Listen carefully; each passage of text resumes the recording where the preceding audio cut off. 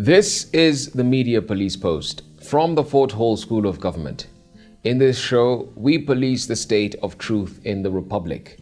And because truth is communicated to us by journalists and analysts, we have made it our civic duty to put it to the test. We advance from two confirmed truths about the media. One, and in the words of Roger Stone, the media is either lazy or evil. And for the most part, it is both evil and lazy. That is why the truth, their truth, must be put to a test. Two, another confirmed truth is that journalism is verified gossip. In fact, what is presented to us as news analysis is gossip that has been verified by journalists. This gossip has to be ground-truthed.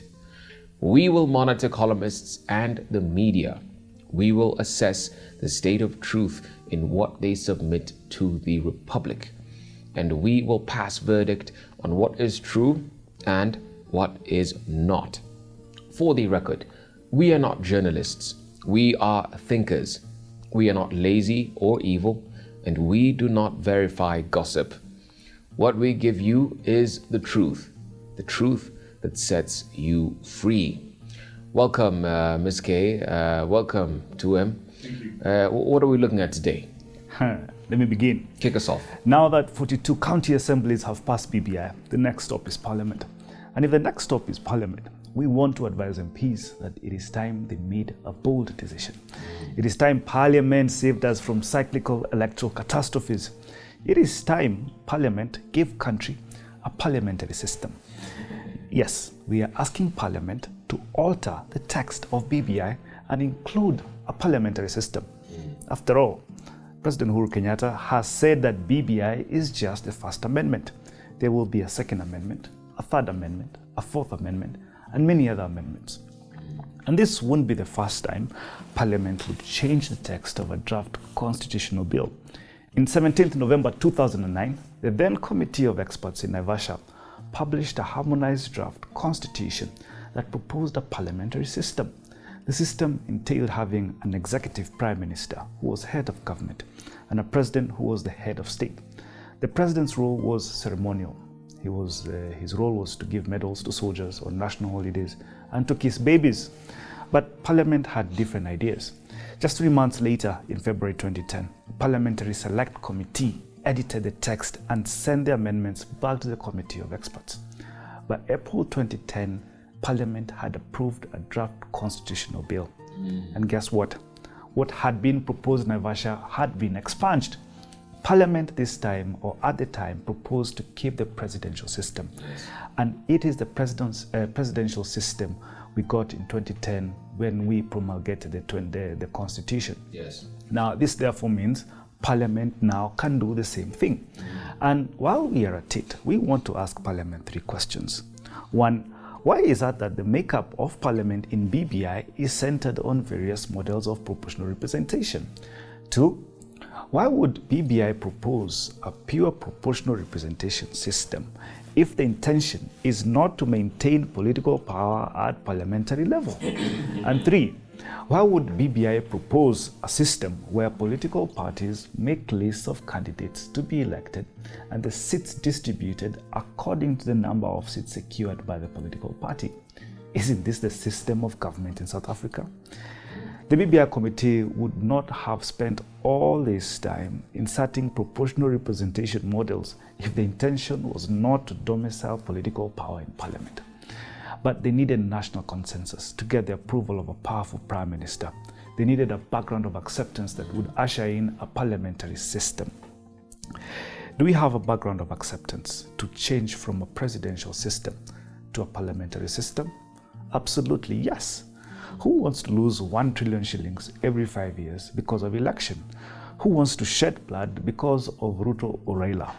But more importantly, show me one first world country that elects presidents or prime ministers directly.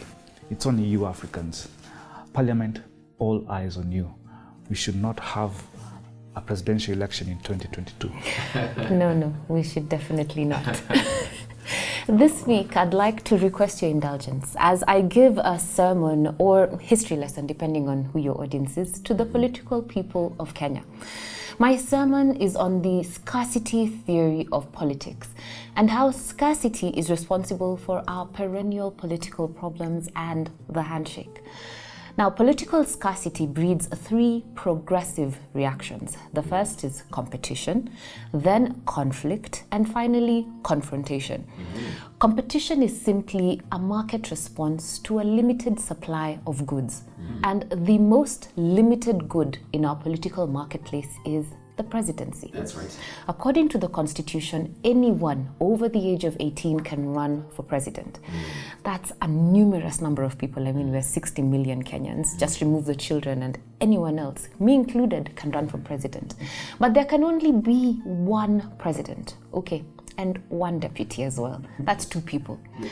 And of course, everybody will not run for president. Yes. But the political people who do end up running know that to win, you need a strong coalition. Right. And this coalition will have to be ethnic. Yes. That is how our politics is organized. Absolutely. It's our reality. Tell William Ruto. I'm telling you. And it is our reality because this commodity called the presidency is a scarce resource. Yes. A scarce resource is a valuable resource. Yes. In fact, as Professor Mutahingunyi says, scarcity raises the price. Yeah, right. So therefore, in a bid to secure the presidency, we have formed, reformed ethnic coalitions to compete for it. But our competition has not been fair. It has excluded the majority from the presidency. In fact, the scarcity for the presidency has increased. And as scarcity has increased, our competition has degenerated into conflict. Conflict happens when the rules of engagement are unable to process the demands of the contestants. And this happens for two reasons. Either because the demands have outgrown the rules, or because the institutions of rule application have misapplied them. Yes. This has happened in 2007 and 2017. Our competition for the presidency degenerated into conflict. Yes. In 2007, our demands had outgrown the rules, but we did not listen, and we scrapped the Kofi Annan position of Prime Minister. 10 years later, the institutions of rule application, somebody say Supreme Court, misapplied the rules and we spiraled from conflict into confrontation. Yes. NASA lost faith in the rules and the institutions of rule application, and they decided to seek the exit option and find solutions outside the formal realm. So what happened? Raila swore himself in, the NASA brigade decided to secede. And because Uhuru and Raila recognized that the presidency is indeed a scarce good in an environment of political scarcity, they shook hands and decided that the only solution was to change the constitution. So dear political people in parliament, do not forget our past, or yours, as you've been reminded by 2M. The presidency, as it currently is constituted, will only result in conflict and confrontation.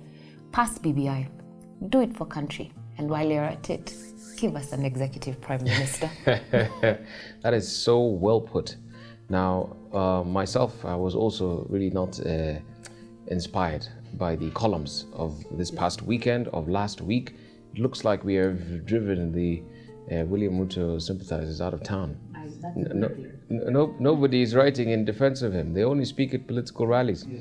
So today I would like to address William Ruto's political comedy of errors. And by comedy of errors, I mean the enormous number of blunders that William Ruto has made.